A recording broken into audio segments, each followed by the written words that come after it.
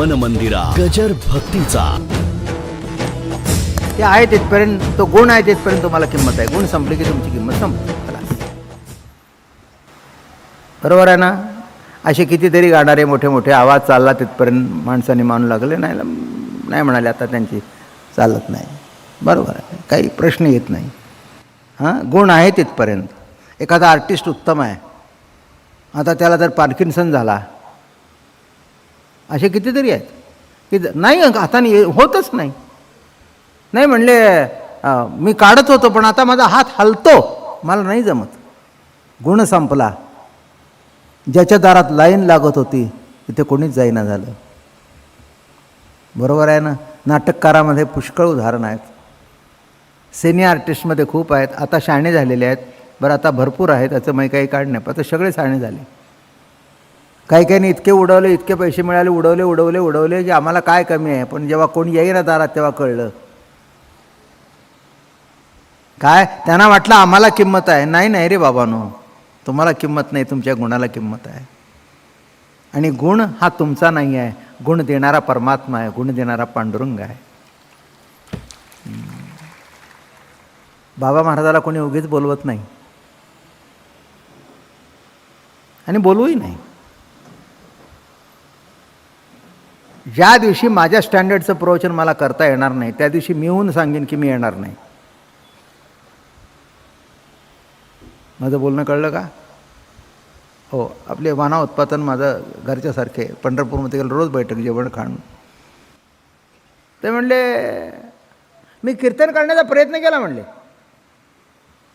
पण आपल्याला आवाजच नाही तर कशाला भानगडीत पडा. मी सांगितलं कीर्तन बंद, आपलं प्रवचन करा.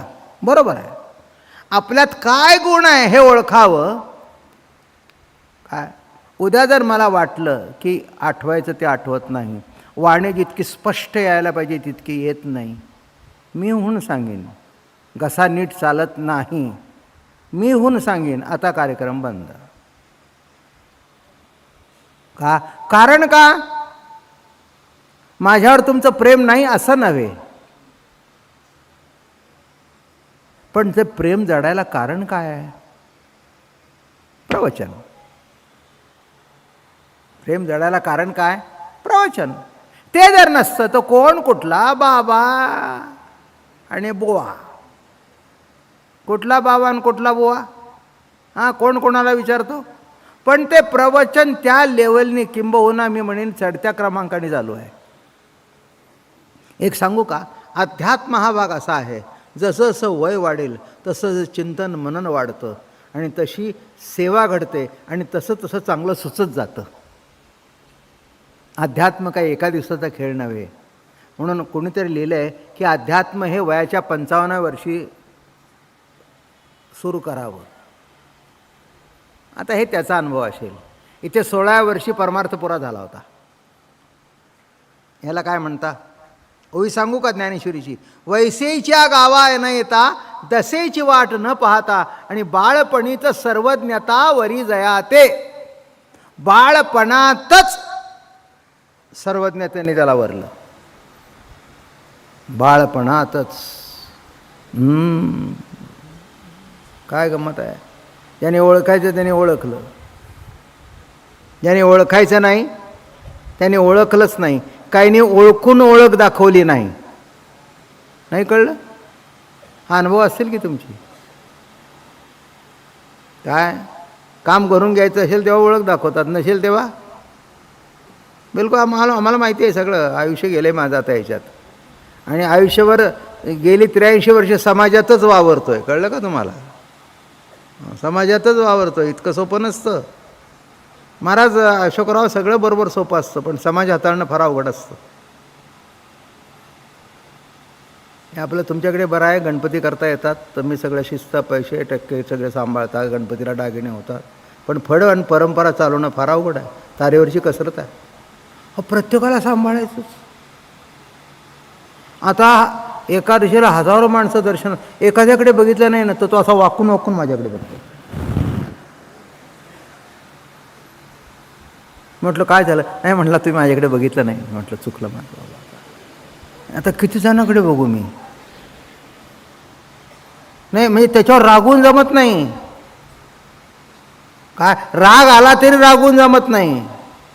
अशोकराव काय सांगावं, काय की येऊन माझ्या शेजारीच बसतात मांडीला मांडी लावून. नाही बसलं तर काही मी कमी झालो असं नव्हे, पण बाकीचे मग म्हणतात मग आम्ही येऊन बसावं का. मग माझ्या डोक्यावरच सगळे डोक्यावर बसून बसा. पण या सगळ्या गोष्टी समाज चालवायचा म्हणजे सहन करावं लागतं, इतकं सोपं नाही आहे. मग ज्ञानेश्वर महाराजांनी एवढं सहन करून वयाच्या 16व्या वर्षी अध्यात्माकरता तसं वय लागतं असं नव्हे. प्रभूची कृपा असेल तर जन्मजात त्या अध्यात्मच जन्माला येतं त्या व्यक्तीच्या रूपाने. ज्ञानोबारायच्या रूपाने त्या अध्यात्म जन्माला आलं, जगद्गुरूंच्या रूपाने. अहो बघा ना, आरती बघितली का. बाळवेश घेऊनी श्रीहरी भेटला, विधीचा जनिता तोची 8वा हा दिधला. येणे ब्रह्मानंदे प्रेमा डोलविला, जय जाजी सद्गुरु स्वामी तुकया दातारा. तारक तू सकळांचा जीवलग सोयरा, जय जाजी सद्गुरु स्वामी तुकया दातारा. तुकिता तुलनेसी ब्रह्म तुकासी आले, म्हणून रामेश्वरी चरणी मस्तक ठेविले. आरती तुकारामा स्वामी सद्गुरु नामा. काय गंमत आहे, किती कौतुक आहे. बाळवेश घेऊनी श्रीहरी भेटला. गोड कथा आहे. वाट बघत होते 8 पिढ्या अगोदर. 8 पिढ्या अगोदर तिथे सेवे करता आले आणि दिवस गेले, कळलं. आणि आले मायबाप. बातमी आली, देवाला पुढे नारळ ठेवला, प्रसाद ठेवला, मुलगा झाला. पांडुरंगाने नकळत मान हलवली. बरं वाटलं पांडुरंगाला. आईसाहेब असं गेला, ऐकतेस ना. देव म्हणले चल आपण जाऊ. अहो तुम्हाला काय कळतं का नाही. अहो ती अजून बाजेवर आहे, आता हॉस्पिटलमध्ये आहे. त्यावेळच्या बायका बाजेवर बाळांत व्हायच्या, म्हणजे अशी काथ्याने विणलेली. कारण ते खालून धुरी द्यायची ना, तव्यामध्ये ते सगळं दूध बीप ठेवून तिला धुरी द्यायची ना, त्याच्याकरता ते असायचं. आता ह्या बायकांना धुरीही माहिती नाही. या सासूला धुरी देत आहे ते, ह्यानं काय सासू. आता यांना काय धुरी माहिती. मग ते कंबर शेकणं विकणं ते.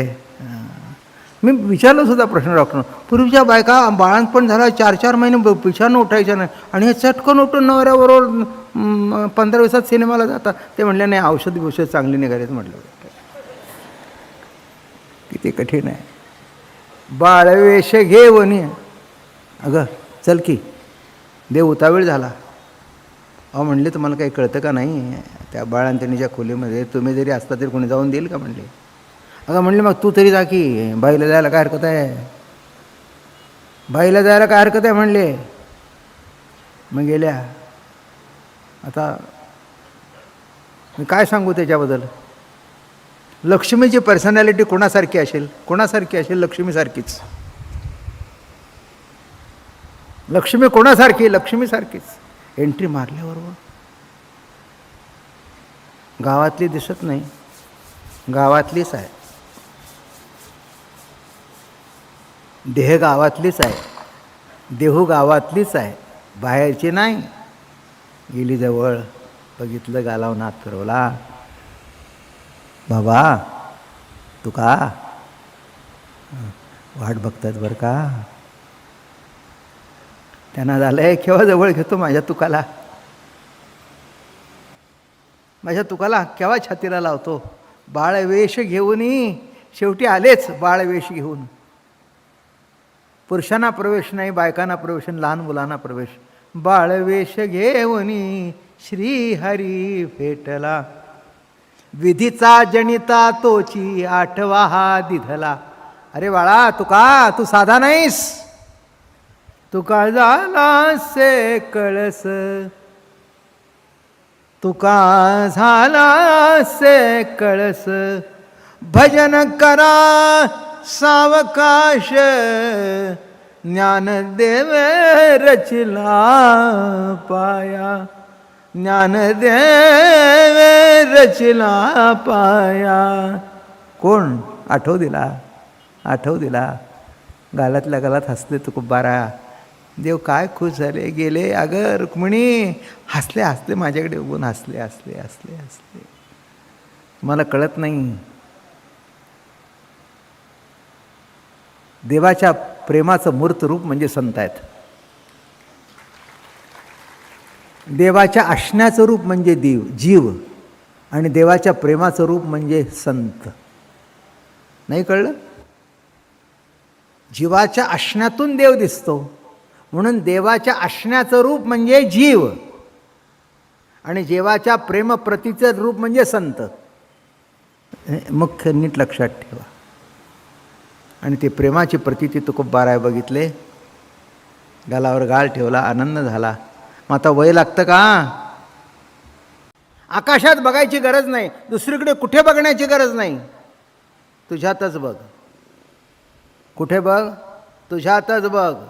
लक्षात घ्या. हे काय आहे? तत्त्वज्ञानाचं सारभूत असं आहे उपनिषदामध्ये. आणि शेवटी काय सांगतात बघा. ही ज्योत अगर प्रकाश म्हणजे दृश्य प्रकाश नव्हे. प्रकाश हा शुद्ध लाक्षणिक अर्थाने वापरला आहे. तेव्हा प्रकाश अगर ज्योती म्हणजे ज्ञानच होय. म्हणून ज्ञानदेव. म्हणून ज्ञानदेव. आता काल आपण एक शब्द वापरला होता त्याच्याबद्दल सांगतो. 4 वेदाची 4 महावाक्य आहेत. अयमात्मा ब्रह्म, प्रज्ञानाम ब्रह्म, तत्त्वमस्यादीन अहम ब्रह्मास्मि.